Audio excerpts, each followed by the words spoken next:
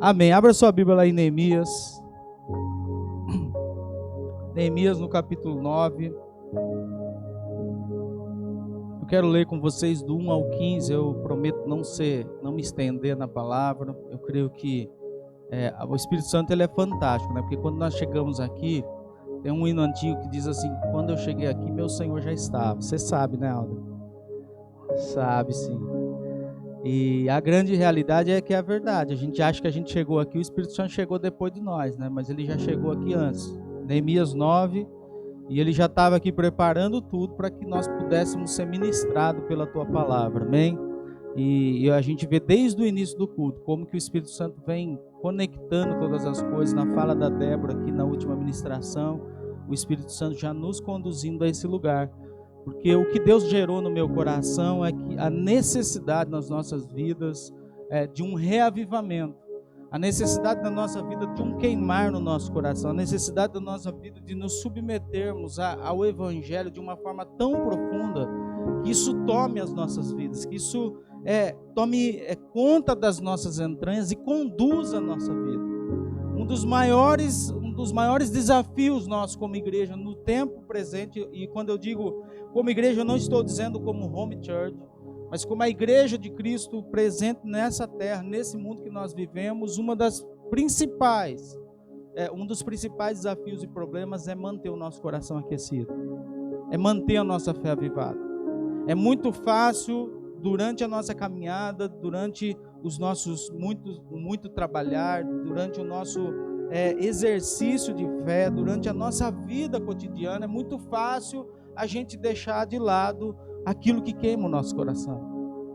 E é curioso, porque essa semana eu estava meditando, eu estava orando, eu estava falando com Deus, justamente porque o Espírito Santo tem me incomodado a isso, tem me levado a isso, a olhar para a minha vida e perceber o quanto que o meu coração precisa pulsar e queimar pela vontade de Deus.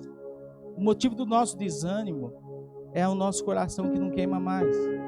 O motivo da nossa inconstância é o nosso coração que não queima mais. O motivo da nossa desistência é o nosso coração que não queima mais. O motivo da nossa frieza espiritual é o nosso coração que não queima mais.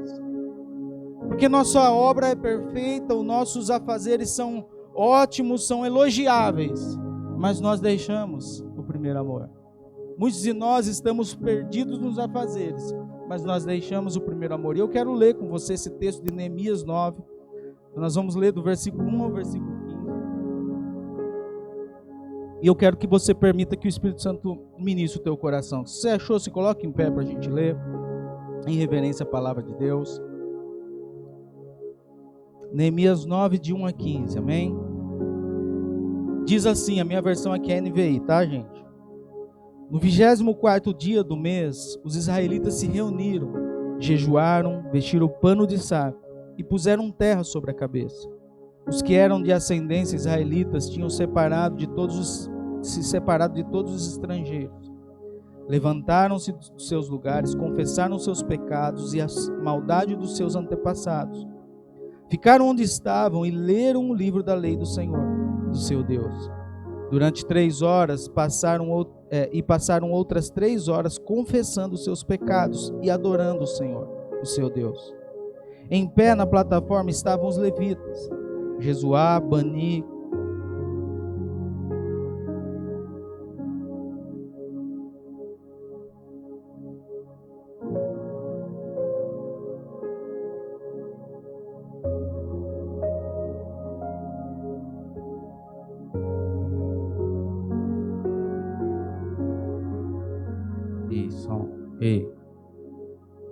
Onde eu parei?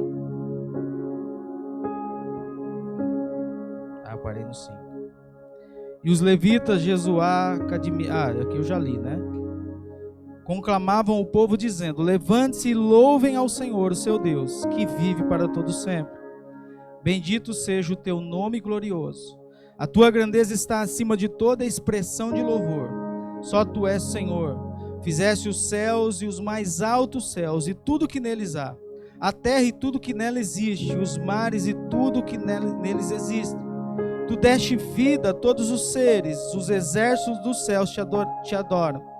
Tu és o Senhor, O Deus que escolheu Abraão, trouxe da terra de Ur dos Caldeus e deu-lhe o nome de Abraão. Viste que o coração dele era fiel e fizeste com ele uma aliança, prometendo dar aos seus descendentes a terra dos cananeus, dos hititas, dos amorreus, dos ferezeus, dos jebuseus e dos girgaseus. E cumpriste a tua promessa, porque tu és justo. Versículo 9. Viste o sofrimento dos nossos antepassados no Egito e ouviste o clamor deles no Mar Vermelho. Fizeste sinais e maravilhas contra o faraó e todos os seus oficiais, contra todo o povo da sua terra, pois sabias com quanta arrogância os egípcios os tratavam. Alcançaste renome que permanece até hoje. Dividiste o mar diante deles para que atravessassem a seco, mas lançaste os seus perseguidores nas profundezas, como uma pedra em águas agitadas. Tu os conduzistes de dia como uma nuvem e de noite como uma coluna de fogo, para iluminar o caminho que tinham que percorrer. Tu desceste do monte Sinai, dos céus lhe falaste, deste-lhe ordenanças justas, leis verdadeiras, decretos e mandamentos excelentes. Fizeste que conhecessem o teu sábado santo e lhe deste ordem, decretos e leis por meio de Moisés, o teu servo. Na fome deste pão do céu, e na sede tiraste água da rocha, e mandaste-os entrar e tomar posse da terra que, sob juramento, tinha prometido dar-lhes. Amém? Feche teus olhos. Pai, eu oro, Senhor, pelo teu povo, e eu peço que a tua palavra fale ao nosso coração nessa manhã. Que o teu Espírito venha vivificar-nos e que nós possamos sair daqui avivados no poder do teu Espírito. Essa é a nossa oração, esse é o nosso desejo em nome de Jesus, e toda obra contrária à tua vontade, a tua palavra caia por terra em nome de Jesus. Que o teu Espírito Santo reine, Senhor, e fale conosco em nome de Jesus. Pode se assentar, amém?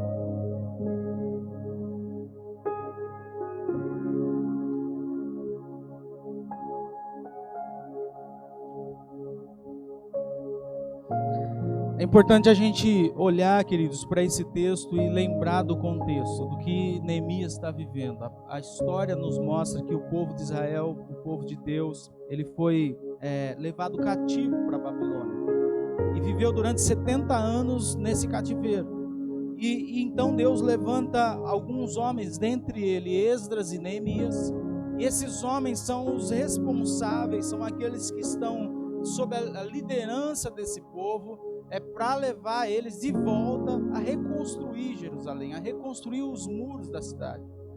E é curioso que quando nós olhamos para esse texto, nós vemos que a situação da cidade, a situação de Jerusalém era dramática, era desesperadora.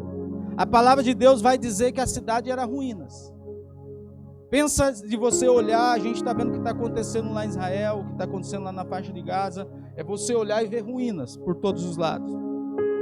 Não existia mais a sua cidade, não existia mais o seu lugar, não existia mais o seu lugar para cultuar a Deus. Eles perderam, queridos, e naquela época a Jerusalém representava muito para o povo.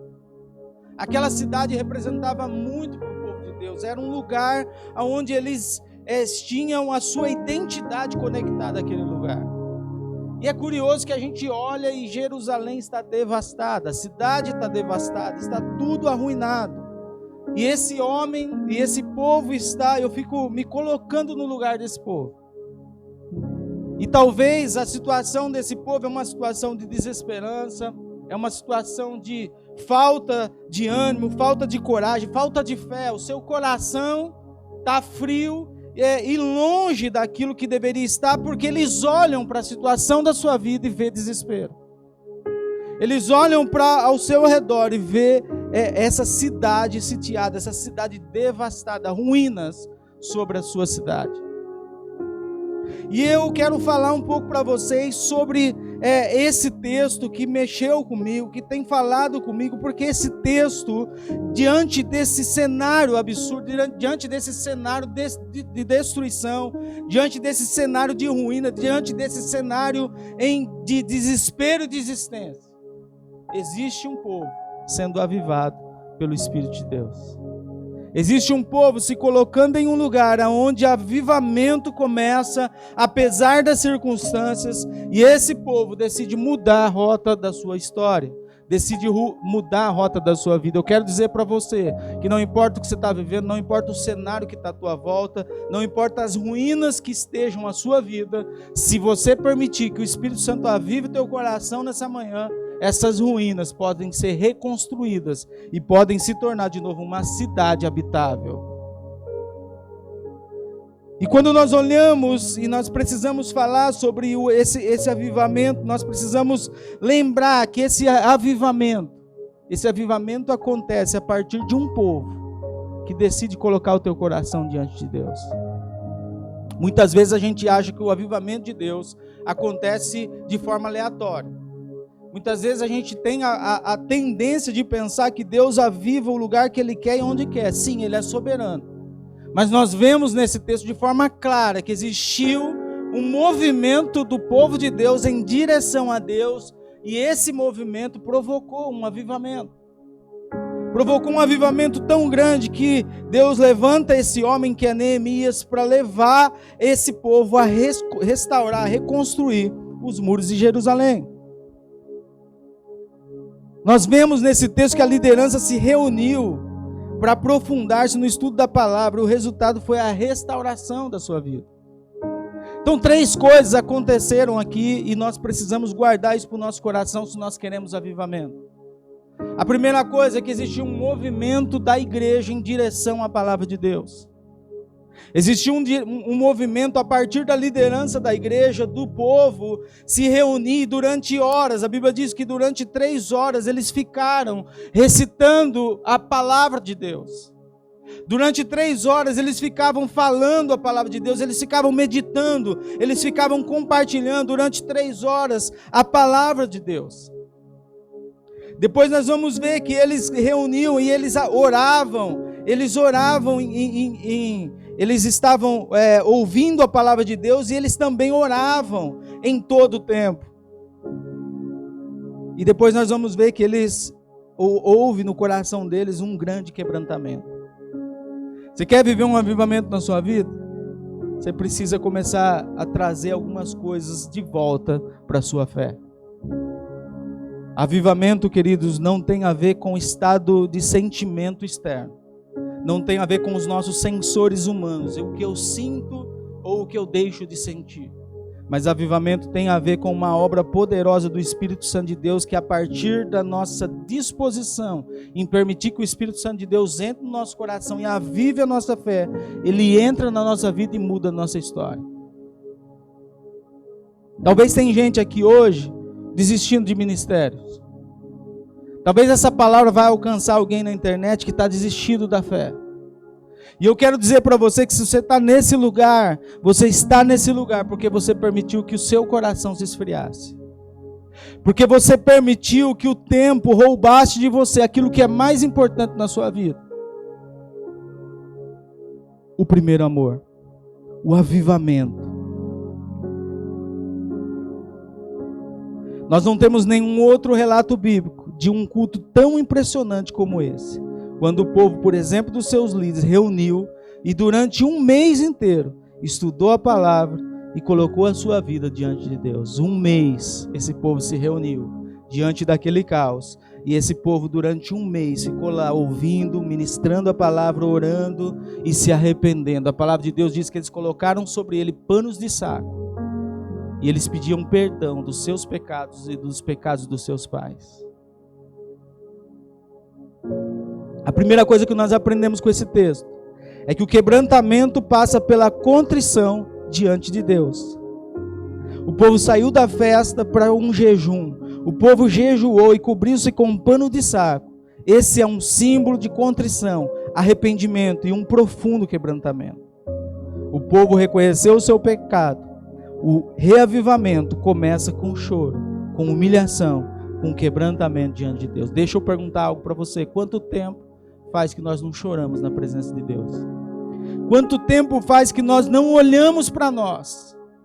Quanto tempo faz que nós não olhamos para os nossos erros e dizemos a Deus: Deus, perdoa os meus pecados? Quanto tempo? Porque nós não temos nenhuma dificuldade em reconhecer Deus. Nós não temos nenhuma dificuldade em reconhecer a divindade. Mas nós temos muita dificuldade em reconhecer a nossa humanidade. Nós temos muita facilidade em reconhecer o pecado na vida do outro. É fácil eu reconhecer o pecado na vida da minha esposa.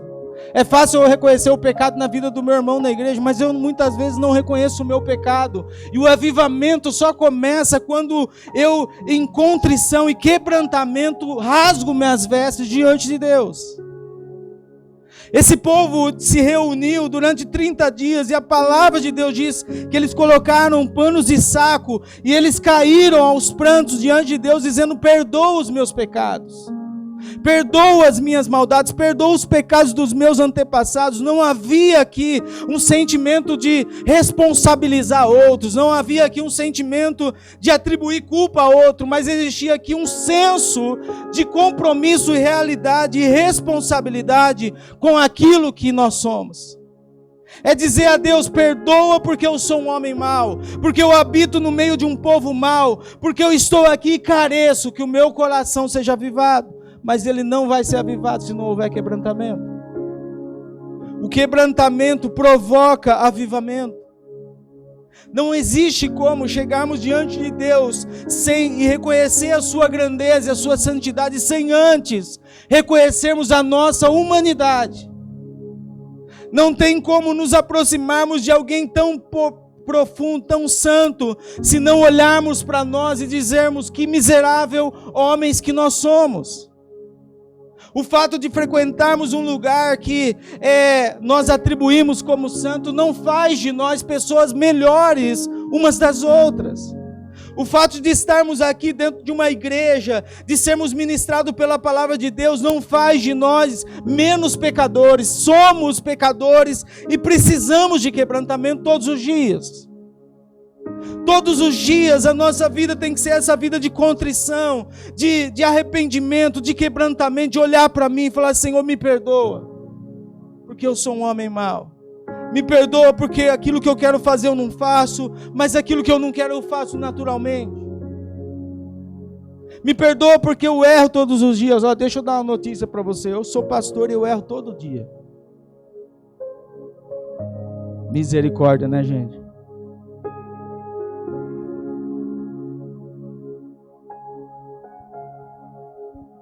Qual foi a última vez que nós jejuamos, que nós oramos, que nós caímos aos prantos diante do Senhor, que nós em adoração nos rendemos a Ele?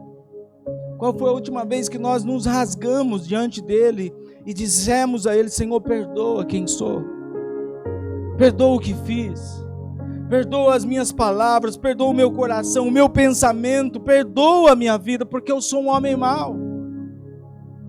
Sem quebrantamento não há reavivamento. Sem contrição não há avivamento. A segunda coisa que nós aprendemos é que quebrantamento passa pela separação de tudo que Deus condena.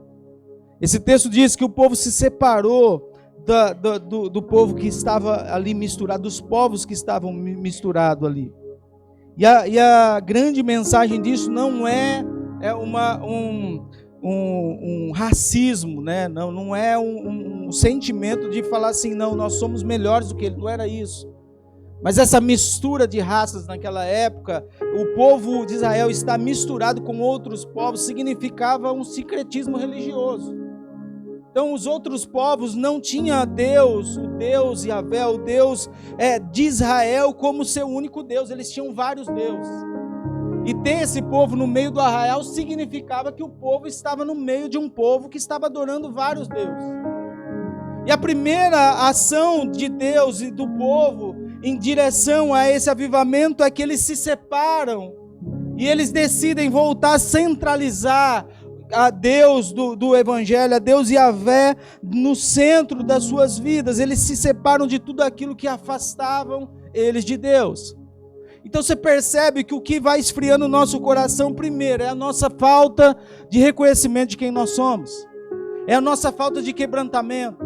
Segunda coisa, nós vamos se misturando com as coisas que Deus desaprova. Nós vamos negociando com as coisas que Deus desaprova. Nós começamos a viver um evangelho de relativizar as coisas, mas não é bem assim. A palavra de Deus leva isso tão a sério que ela fala que se o seu olho esquerdo te faz pecar, arranca. O que o evangelho está dizendo, o que a palavra de Deus está dizendo não é arranca o seu olho fora, não é apologia à automutilação. Mas ele está tentando nos fazer entender o quão sério são essas coisas que precisam dar lugar, que precisam se afastar, que nós precisamos afastar da nossa vida porque elas têm roubado o avivamento do nosso coração. Elas têm roubado o avivar da nossa fé, o queimar do nosso coração. Então nós precisamos começar a olhar para a nossa vida e afastar de nós tudo aquilo que tem corrompido a nossa fé, tudo aquilo que tem nos esfriado. Se o nosso coração não queima mais, nós precisamos olhar para trás e reconhecer aonde que isso acabou, aonde que isso caiu, aonde que isso se ruiu na nossa vida e começar a reconstruir. Porque deixa eu falar para você uma coisa. Você só vai conseguir cumprir a vontade de Deus se o seu coração queimar por Ele. Porque é assim que eu vejo homens como os apóstolos, é assim que eu vejo Jesus, é assim que eu vejo homens e mulheres, heróis da fé, que hoje nós contamos o testemunho da vida deles. Mas eram homens e mulheres que queimavam de amor e de paixão pela presença de Deus. Eu estudando isso aqui, eu me lembrei do tempo em que eu era mais jovem, e eu chegava da faculdade no Brasil, isso, e nós tínhamos uma salinha assim, onde a gente tinha um teclado, tinha uma bateria e tinha um contrabaixo, que era o meu irmão tocar a bateria, o mais novo, o mais velho contrabaixo e eu piano. E a gente chegava da escola e entrava naquele quartinho, e a gente ficava lá horas adorando a Deus. A gente ficava horas falando com Deus. E esses dias eu meditando nisso, o Espírito Santo falou assim: por que isso acabou? Quem mudou? Foi você que mudou, foi eu que mudei. E eu comecei a olhar na nossa vida, queridos, o quanto que nós precisamos anelar pela presença de Deus. Porque senão nós não conseguimos ser igreja. Porque senão nós não conseguimos cumprir a nossa vocação como igreja. Jesus não nos chamou para viver uma vida de mornidão, uma vida sem graça, uma vida cinzenta. Mas Jesus nos chamou para viver uma vida abundante, cheia de alegria, de paz, de esperança e de convicções de que Deus está produzindo vida no nosso meio. Mas isso vai acontecer num coração avivado. A terceira coisa que nós aprendemos é que o quebrantamento passa pela confissão do pecado. É difícil reconhecer o nosso pecado. É muito difícil olhar e reconhecer a nossa maldade. É muito difícil você olhar para você mesmo e falar assim: Senhor, eu pequei contra os céus e pequei contra minha esposa. Eu pequei, Senhor, contra o meu irmão. Eu pequei, Senhor. Então eu me arrependo e coloco o meu coração diante do Senhor, porque eu quero viver esse avivamento. A gente tem facilidade de reconhecer o erro dos outros, mas a gente tem muita dificuldade de reconhecer nossos próprios erros. A fé que Deus deseja gerar em nós como igreja madura, amém? É uma fé de responsabilidade. Deus não te chamou aqui para enxergar o pecado dos outros. Guarda isso no teu coração. Deus não te chamou aqui para você reconhecer o pecado dos outros. Deus te chamou aqui para mostrar os seus pecados. E o dia que você reconhecer os seus pecados, você vai ter misericórdia do pecado dos outros. O dia que você percebeu o homem sujo e a mulher suja que você é, você vai olhar para o outro com um olhar de misericórdia. Porque ninguém, e é isso que eu entendo da palavra, ninguém está aqui porque merece. Ninguém está aqui porque é bom o suficiente. Ninguém está aqui porque só acertou na vida. Ninguém está aqui porque quis estar aqui, Costa. Nós estamos aqui porque a graça do Senhor nos atraiu. E nos atraiu quando nós ainda éramos pecadores. Então o Senhor te chamou aqui não é para ser perfeito. O Senhor chamou você aqui para ser avivado. Para encher o teu coração da presença dEle. Ontem eu recebi um áudio da Thaís. Eu fiquei muito feliz com aquele áudio. Eu acho que eu não respondi, né? Eu estava na igreja de Okazaki. Eu não consegui responder, perdão. Eu estava na igreja de Okazaki, eu escutei ele e não consegui responder. Mas eu escutei um áudio dela, ela falando que antes da cela, compartilhando algumas coisas comigo, e ela falou que estava sentindo muita presença de Deus na casa dela. Ela estava sentindo um mover de Deus ali, antes da célula dos jovens. Eu falei, é isso. É esse avivamento. Esse avivamento você não paga com o seu dízimo. Esse avivamento você não compra com o seu dinheiro. Esse avivamento você não compra com o seu desempenho. Esse avivamento você só compra, você só consegue se você se quebrantar na presença de Deus, se humilhar. E a palavra de Deus diz que quem é humilhado será exaltado. É você hoje vestir-se de pano de saco diante de Deus e confessar os seus pecados. É você reconhecer os seus erros. E a quarta coisa que nós aprendemos, que o quebrantamento é produzido pela palavra de Deus. Quando a palavra de Deus é lida, explicada e aplicada, então os corações se derretem. Precisamos resgatar a supremacia das Escrituras Sagradas. Nós temos toda quarta-feira, estamos tendo discipulado que é para todos. E nós estamos lendo junto Efésios, a carta de Paulo à igreja de Éfeso, que é uma carta às igrejas. E nós estamos sendo muito abençoados por esse tema. Nós estamos destilando todas as quartas-feiras a palavra de Deus. Porque nós queremos esse avivamento. Então, queridos, nós precisamos dessas coisas. Se você está aqui nessa manhã e talvez o cenário da sua vida é esse. E eu sei que você, como um bom religioso, não vai falar isso para mim. Talvez o cenário da sua vida é essa ruína. Talvez o cenário do seu casamento é essa ruína. O cenário da sua vida espiritual é essa ruína. É muros destruídos, é uma vida destruída, é um sentimento de desesperança. É um sentimento de desistência. Talvez o cenário que você vê hoje na sua vida, na sua fé, é um cenário de desesperança. Mas o Senhor te trouxe aqui para te dizer que o avivamento na sua vida não depende de Deus. Depende do teu coração se quebrantar na presença de Deus hoje. Eu queria que vocês colocassem em pé em nome de Jesus.